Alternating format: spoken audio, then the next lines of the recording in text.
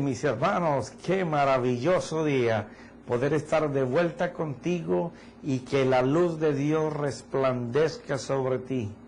¿Por qué? Porque cuando Dios ilumina tu ser es porque tú has ido a buscar su presencia y Él te da de toda su gracia. Eso es lo que es el reino, una actitud, una manera, un estilo de vida en donde ya no confiamos en lo que nosotros hemos hecho por siempre, sino que ahora nos dedicamos por completo a hacer lo que Dios dice que debemos hacer y que está establecido en sus pactos, está establecido en sus promesas y en toda aquella palabra que sale de la boca de Dios para edificarnos, exhortarnos, consolarnos. Eso es lo que es las buenas nuevas. No es que no existían, estaban. Pero Jesús las trajo de la oscuridad, en donde el hombre las tenía, a la luz. Y los temas anteriores han sido muy buenos porque nos enseñan cómo ir formando el carácter de una persona que piensa y habla y crea en la manera que las buenas nuevas del reino dicen. Y ahora estamos en el capítulo número 8 y vamos a tomar el versículo número 20. Tenemos lo siguiente: si tú miras la palabra reino, es algo que se está manejando en los últimos tiempos. Y no que no estuviera en la Biblia, ahí ha estado por siempre. El problema es que antes nos enfocábamos, y yo me meto allí, aunque yo no estuve allí, como representación del cuerpo de Cristo. Y no estuve allí por mi edad, porque yo soy un teenager, soy un hombre de dos juventudes juntas. Soy muy joven, recuérdalo. Nos enseñamos a ver solamente a Jesús, el que caminó por Palestina. Después, en el tiempo, comenzamos a ver que Dios tenía un movimiento raro que llamaron el Espíritu Santo, y comenzó toda la gente a girar, que había una fuerza, una potencia que ya dejó de ser rara porque fue aceptada por la iglesia, la mayoría de la iglesia. Entonces, después entraron en la profundidad de la palabra, en donde todo el mundo andaba buscando los libros y la información a través del internet de lo que eran las palabras originales con que se escribieron, porque el pueblo de Dios quería ir más profundamente a conocer cómo fue escrito los libros, porque definitivamente que la cultura oriental es muy diferente a la occidental, y lo que nosotros vemos desde aquí de Occidente que pasó allí no puede ser contemplado si no tenemos el conocimiento de esa cultura. Después del conocimiento vino el grave problema, porque antes no había tanta profundidad, el evangelio era muy sencillo, muy simple, la gente dependía mucho más de Dios, aunque no conocía a profundidad. Pero en la medida que fueron revelándose a la iglesia, y hablo de revelarse porque Dios iluminó a alguien, a un canal, para mostrar algo que estaba allí, pero que no había sido visto, porque no hay ninguna revelación nueva. Cuando hablan, y Dios me dio esta nueva revelación de la Biblia, mentiroso, charlatán, tú eres la Coca-Cola vacía del desierto, no la fría, la Coca-Cola vacía. Estás queriéndote dar como el que calma la sed, pero no tienes nada.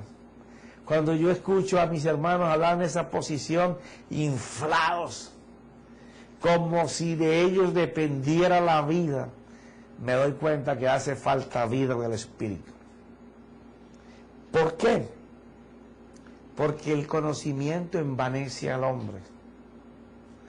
Lo hace como que él es el único instrumento escogido de Dios para enseñar el poder creativo, curativo, milagroso que hay cuando el Cristo de la gloria se manifiesta en nosotros. ¿Por qué razón? Porque el hombre en su carencia de estar en presencia constante de Dios y la presencia con Él, y él estar separado para Dios. Y aquí es donde está la falla de la mayoría de ellos. Piensan que adquirir conocimiento de Él los hace ser ungidos, tener unción, poder de lo alto, y no que muchos de ellos los tengan. Pero lo que mis ojos ven cada vez que ando por el mundo es que la mayoría no tienen nada de eso, porque no entienden ni siquiera qué es ungido y unción. Cosas básicas. El ungido es alguien que se separa para Dios y Dios acepta sus actitudes y los separa para Él. Por cuanto se separa para Dios, Dios le da su unción. Y la gente anda persiguiendo a que alguien le tire un saco, o que lo empuje, o que lo tumbe, o que le sople, para tener la unción de Dios. ¿Quién te dijo a ti que yo puedo darte unción? Si es de Dios. Tú tienes que estar ungido para Dios, separado para Dios, y Él te va a dar la unción. La gente anda buscando a ver cómo contan un don, con un favor. Eso no funciona así, mi hermano. Eso es conocimiento malversado, y lo más grave del todo es que se enseña como que si la gente pudiera impartir dones. Hasta donde yo sé, los unos los da el Espíritu, los otros los da Jesús. Yo no entiendo de dónde le van a darle con un saco a alguien, que porque no, yo tengo la doble unción que tenía Eliseo, que tenía Elías, yo le pedí la doble unción, me quedé con el manto y tengo la doble. Bueno, pues yo no quiero esa doble. ¿Sabes por qué? Elías se narra 8 milagros en la Biblia, y por cuanto Eliseo pidió el doble, se narra de él 16. Si me encuentras 17, llámame, por favor, y me dice en qué parte está. Porque hasta donde yo los he contado, él exactamente le dieron el doble. La mentalidad del reino es otra cosa.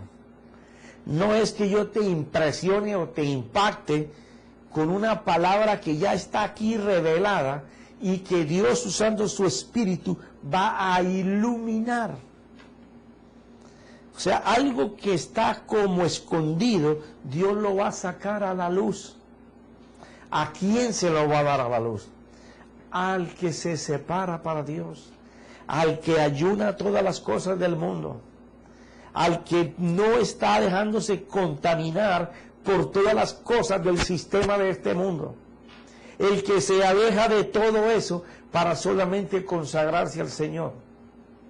Ah, pero hermano, es que eso no es posible porque yo trabajo y estoy todo el día en medio de la gente. Bueno, quiero decirte que yo estuve muchos años así. Apenas ahora, a partir de noviembre pasado, del 07, es que me he separado completamente para mi Señor. Y si antes que yo trabajaba, salía a las 5 de la mañana, madrugaba a combinarme con todos mis empleados, porque tenemos una empresa de familia, y no todos son cristianos, y no todos hablan bien, aunque yo siempre les exigí que delante de mí no podían haber malas palabras, ni malas conversaciones. Porque si yo soy el jefe, yo tengo que decidir qué es lo que yo quiero que suceda en mi compañía. Pero también ahora no estoy, pero tengo hombres de Dios ahí, que les he dicho y tienen mi orden, igual que la de misión que los que manejan ahora la empresa. Tienen que seguir guardando en medio de todas esas tinieblas la luz que hay en ustedes. Sí hay cómo poder hacerlo. Yo podía ir a cualquier supply o donde se consiguen los materiales y todo mundo le encantaba hablar conmigo. No porque yo fuera precioso, ni porque tuviera dinero, sino porque la luz de mi Señor se reflejaba de tal manera que hasta me llamaban para orar por personas, para alentar a los mismos empresarios. O sea, ocupaba mi tiempo ejercitando el testimonio del Señor. El trabajar secularmente te da la oportunidad de ejercitarte en lo que es el reino de Dios, que es anunciar las buenas nuevas. Es un campo para sembrar todo lo del Señor. Y es maravilloso porque entre más tú siembres en ese campo, más Dios te va a dar a ti. Pero hay algo que es lo siguiente. La iglesia se ha encerrado en 4 paredes y no quiere salir de esas 4 paredes. Dice la Biblia que los milagros y las señales seguirán a los que creen. Pero tú sabes cómo anda la iglesia, tú lo sabes. La iglesia anda persiguiendo las señales y los milagros. O sea, estamos al revés. Eso está hecho para que allá afuera se manifieste en ti y en mí. Y no que no necesitemos tener un milagro en nuestra vida por una enfermedad o una necesidad. Pero no debe de ser la constante. La constante debe de ser que el testimonio tuyo afuera de Dios haga que todo el mundo quiera estar cerca de ti. Y para eso no hay escuela. Para eso no hay un lugar donde tú vayas. Eso es muy parecido a cuando uno se casa. No existe un libro en el mercado que tú puedas comprar y que vayas haciendo paso a paso para llevar un matrimonio completamente bien, a no ser los principios de Dios. Y lamentablemente, la mayoría de las veces, empezamos nuestro matrimonio sin tener en cuenta los principios de Dios.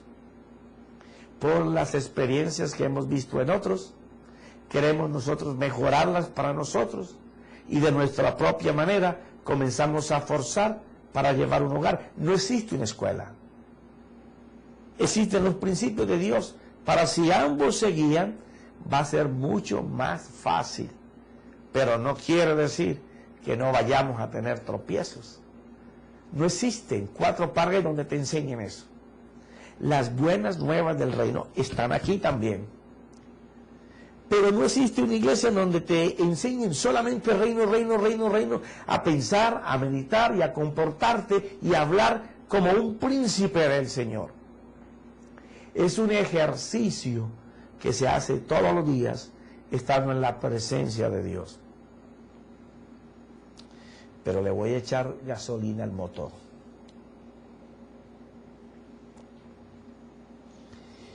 Dice Jesús así, Mateo 8.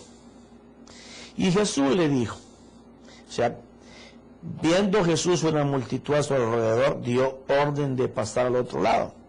Y un escriba, o sea, una persona que conoce de la palabra y la explica, la escribe y la explica, se le acercó y le dijo, maestro, te seguiré a donde quiera que vayas.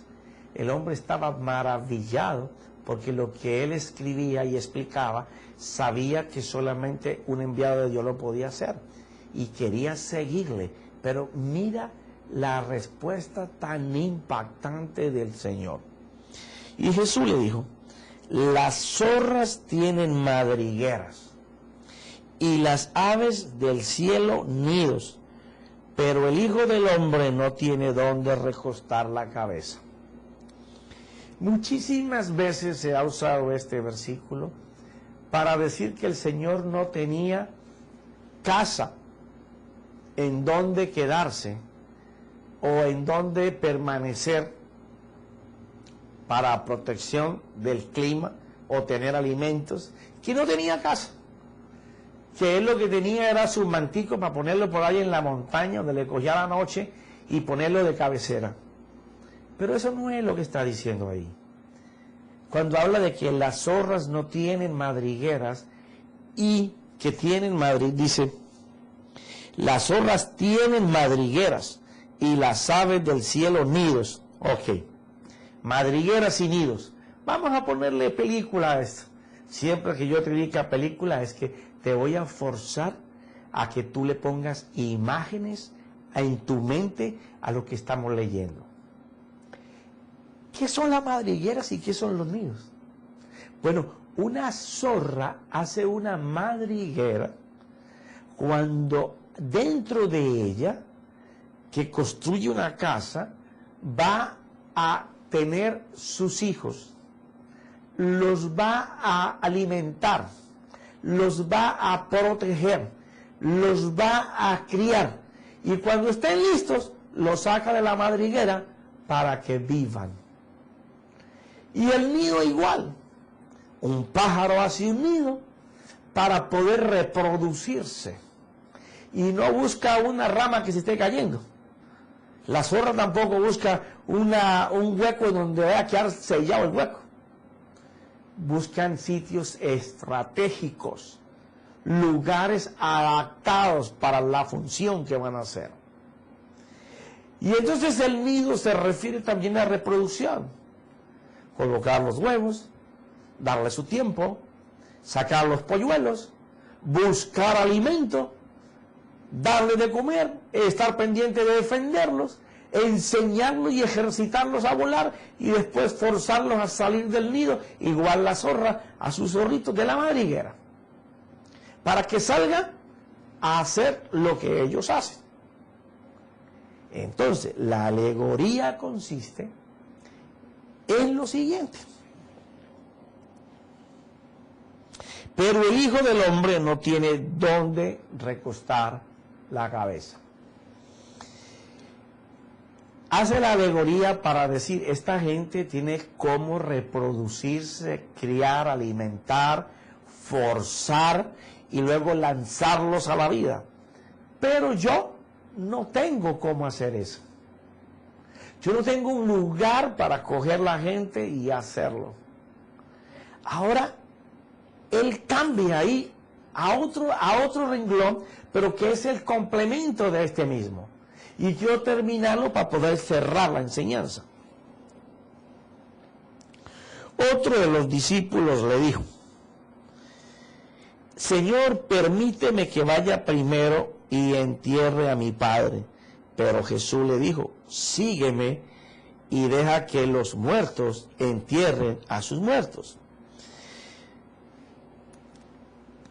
Yo siempre me pregunté, ¿cómo va a ser posible que una persona muerta, que no tiene vida física, que está inerte, pueda cargar al hombro a otro que está inerte y llevarlo y enterrarlo? Y arriba está hablando de animales que tienen lugares específicos para reproducirse, para alimentar, para criar, para desarrollar y después lanzarlos a la vida para que hagan exactamente lo que ellos están haciendo. Pero acá me está hablando de que alguien que quiere seguirlo le pide que deje ir a su tierra a enterrar a su papá que se ha muerto, y él le dice, dejad que los muertos entierren a los muertos. Señor, ¿qué me quiere decir con esto? Y me dijo, mira, el reino de Dios no tiene un lugar donde se capacite para criar, para alimentar, para fortalecerse y después salir a hacer lo que sus padres estaban haciendo. Porque el reino de Dios no es algo físico. ¿Por qué? Porque el muerto es algo físico. Cuando una persona muere, muere su físico, su materia. El alma nunca muere.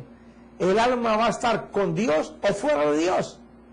Entonces dije, Señor, tú lo que me quieres decir es que el reino solo se aprende no en una casa, no en un lugar donde te capaciten, sino que tengo que yo matar la parte física, la que no tiene vida, para poder que la espiritual crezca y se desarrolle en cualquier lugar.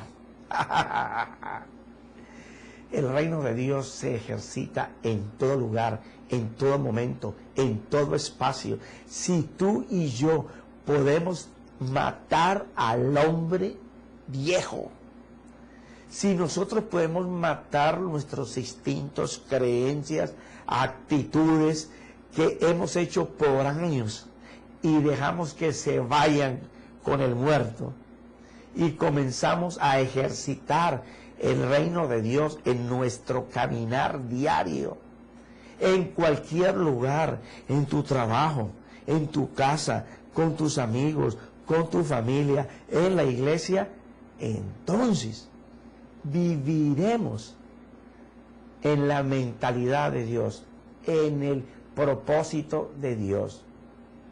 Pero mientras nosotros nos dejemos contaminar, y uso la palabra contaminar porque se nos pegan cosas que nos hacen daño, que son como veneno. Cuando tú vas a la casa de tus parientes que no están convertidos, y en vez de tú convertir el momento a un momento de Dios, tú te conviertes al momento natural de ellos, tú te estás contaminando, porque estás haciendo en su casa mal testimonio de lo que deberías de ser como hijo de Dios. Entonces no te estás ejercitando, no te estás desarrollando. Entonces tu muerto sigue vivo, aunque murió, porque en la cruz el Señor pagó por él. Tú lo resucitas cada vez que te comportas como el sistema de este mundo. Quiero decir que la casa en donde se desarrolla el ser espiritual somos nosotros mismos. Hay gente que va a la iglesia todos los días, pero no crecen, porque ellos reciben la palabra, la oyen, pero no la escuchan. Algunos se maravillan de ella, pero al salir nada más por las puertas de la iglesia, o del templo, perdón, ya están discutiendo, peleando, hablando malas palabras, ya su intención está yéndose al rato que va a pasar alegre con su familia, bebiendo, bailando, oyendo música, ya a las conversaciones obscenas, planificando lo que mañana vas a hacer malo.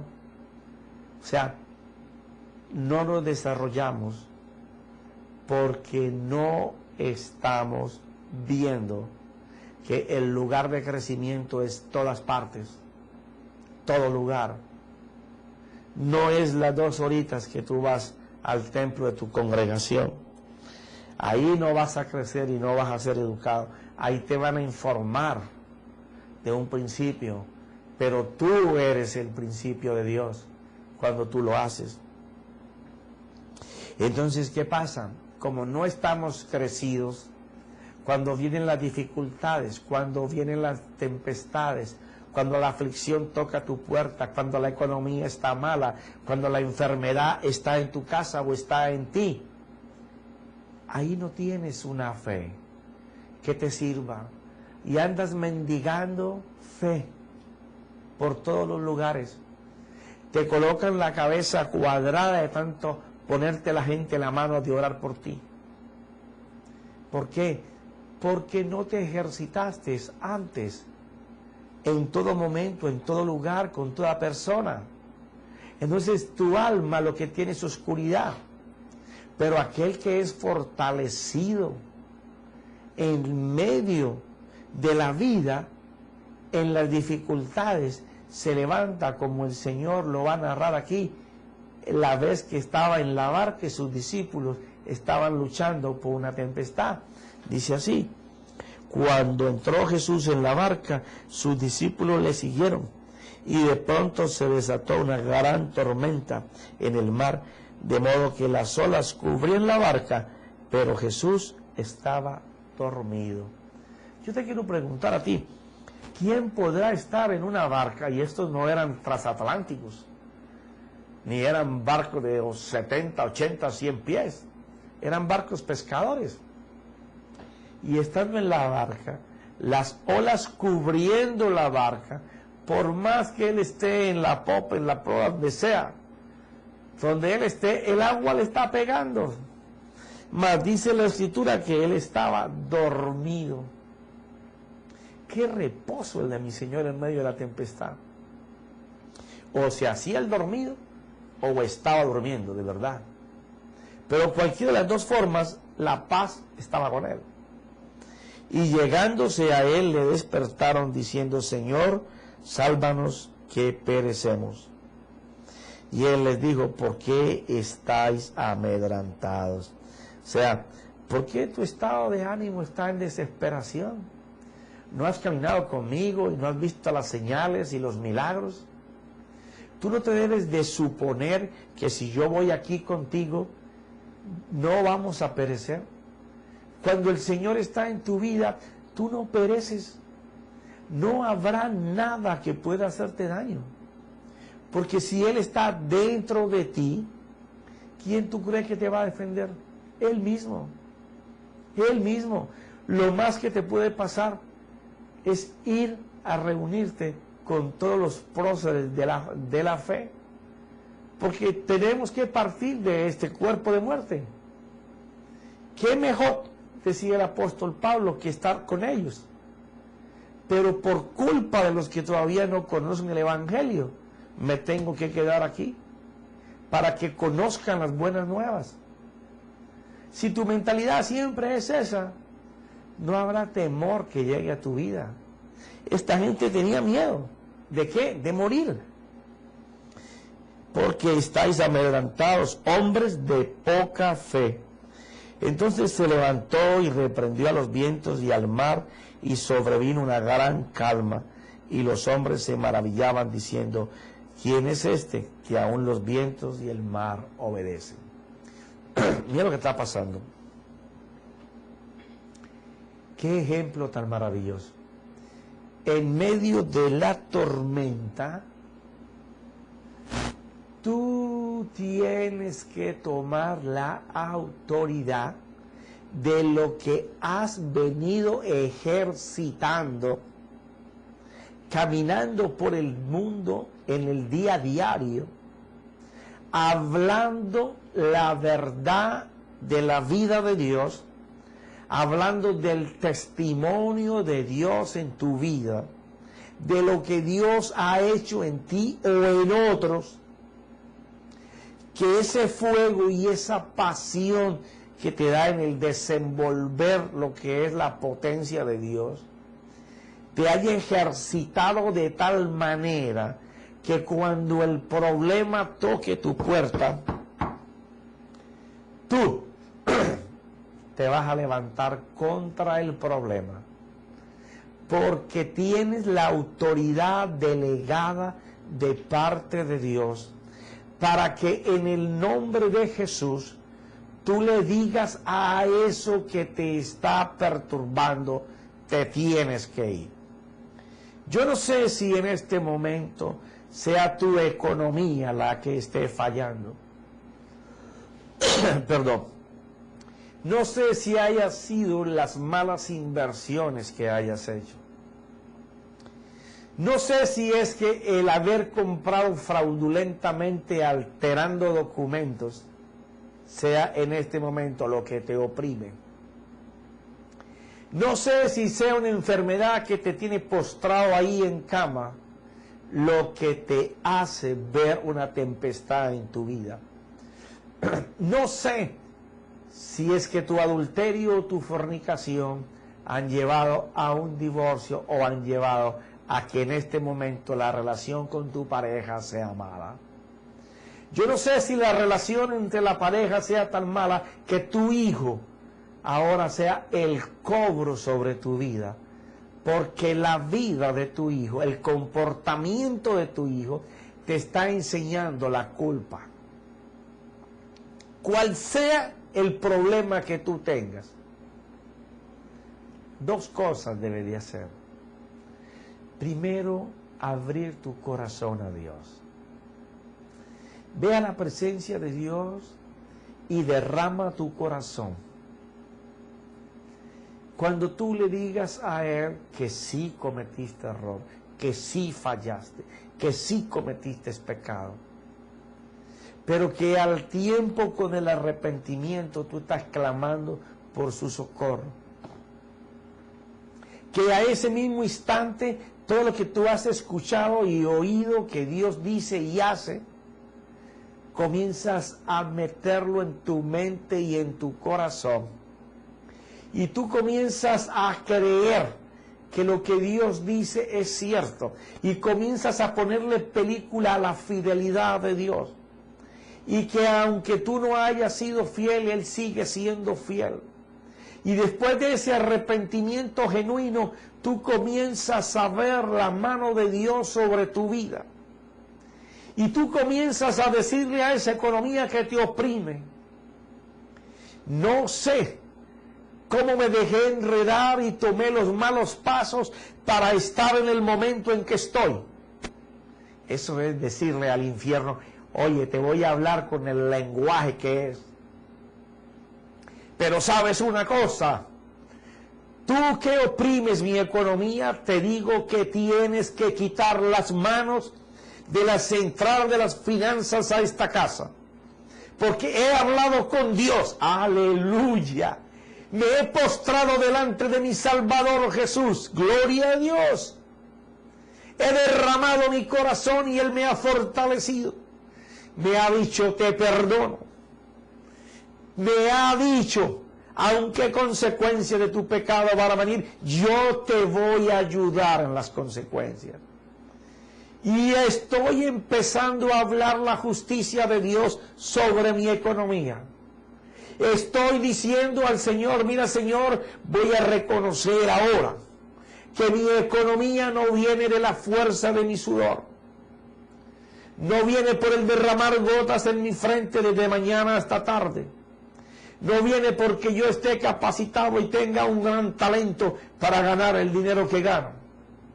Por mi habilidad, por mi inteligencia, por mi prontitud. Todo eso es bueno. Pero Señor, si tú no me das el sustento, no voy a poder salir adelante. Cuando tú estás confesando eso, el infierno está gimiendo, porque estás hablando el lenguaje de Dios. Porque le estás diciendo a las tempestades: son tempestades, pero yo tengo el que puede desbaratar la tempestad. Y estoy pactando, Señor, en que voy a reconocer que tú eres el que me da la semilla y el pan. Y la semilla se siembra, no se come. Y voy a estar colocando la semilla en el lugar donde tengo que sembrarla. Tú estás hablando el lenguaje del cielo. Entonces tú estás diciéndole a Dios que le estás creyendo que la semilla y el pan que vienen de su mano, esta vez lo vas a hacer correctamente. Entonces podrás decretar que de los cuatro vientos la economía viene.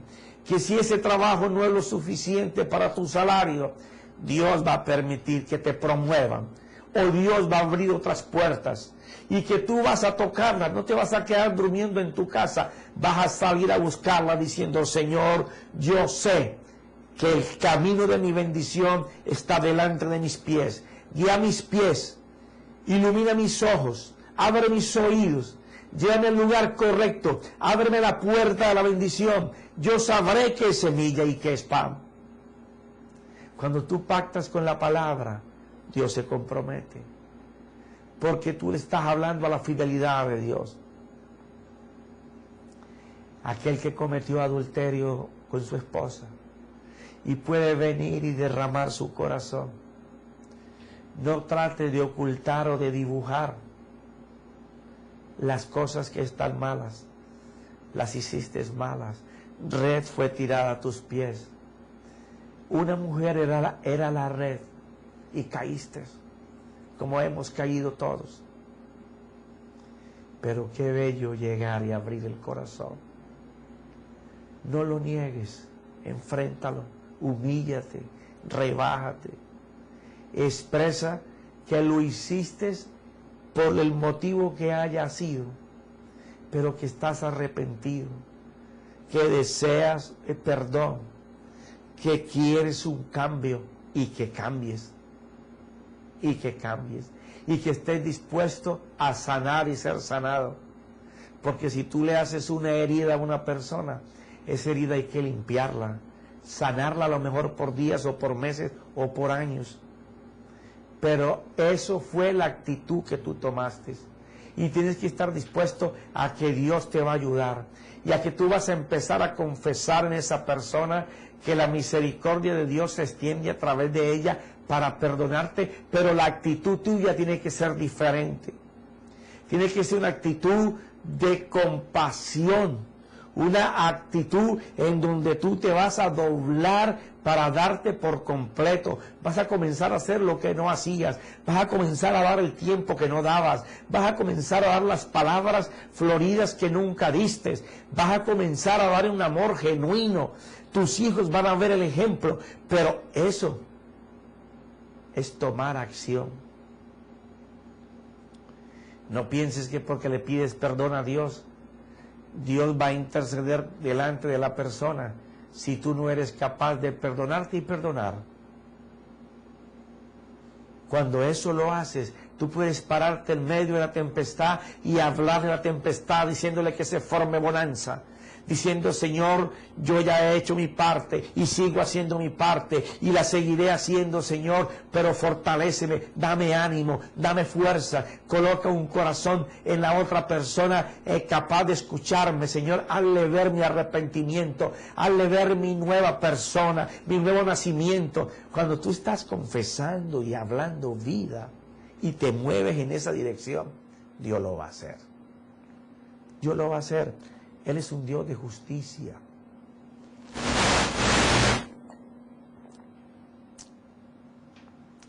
Cuando tú estás enfermo, sea por el motivo que sea, porque tuviste un accidente, porque por años comiste chatarra, basura, y no hicimos ejercicios como debía de ser, y entonces ahora estamos pagando las consecuencias de la mala alimentación, o por culpa de una cadena generacional venimos sufriendo, los abuelos de ataque al corazón, los otros padres de ataque del corazón, y ahora nosotros con ataque del corazón, o cuando es el cáncer, o cuando por estar haciendo lo que no debías hacer contrajiste una infección o una enfermedad mortal. Estamos a tiempo. Estamos a tiempo de ir a nuestro Creador, colocar nuestro caso delante de Él, decirle, Señor, interviene, perdóname, perdóname, Señor, porque yo he atentado contra mi salud, o porque otro embistió mi carro y ahora estoy sentado en esta silla de ruedas, pero yo iba a las 55 millas, llevaba mi carril, yo no me volé el pare, yo estaba bien, pero me dieron, Señor.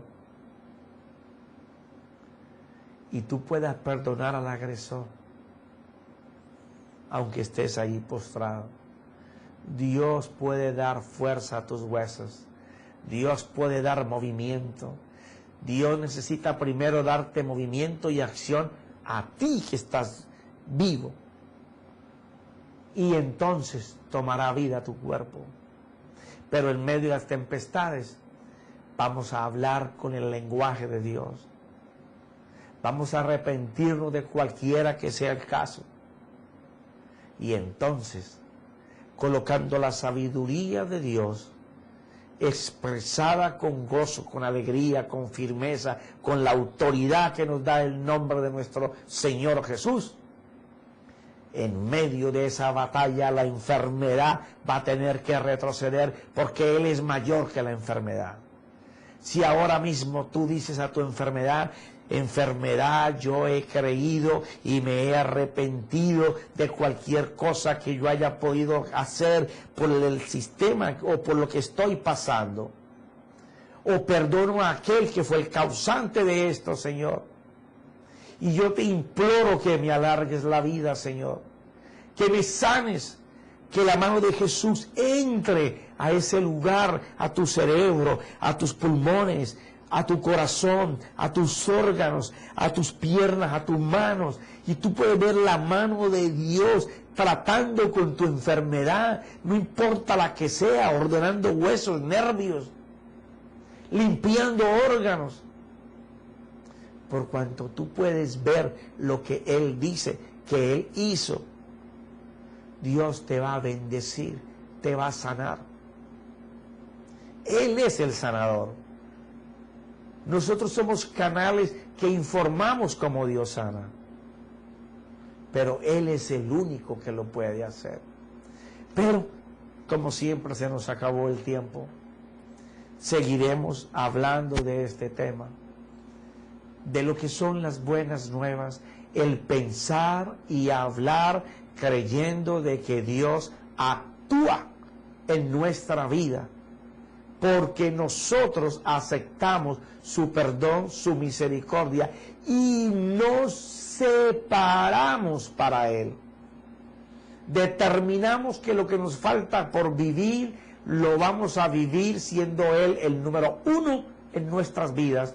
Entonces Él va a hacer, porque tu actitud es buscarlo a Dios, no ser sanado de una enfermedad, ni ser restaurado en tu economía, ni que tu esposa y tu esposo o esposo vuelva contigo. No, tu actitud es buscarlo a Dios y Él va a hacer lo otro. Ese es pensamiento de reino. Buscar a Dios primero antes que todas las cosas, y todas las cosas nos serán añadidas. En el nombre de Jesús, en el nombre de Jesús, que esta palabra haya sido marcada en tu mente y en tu corazón. Espíritu Santo, sella esto en ellos. Amén, amén y amén.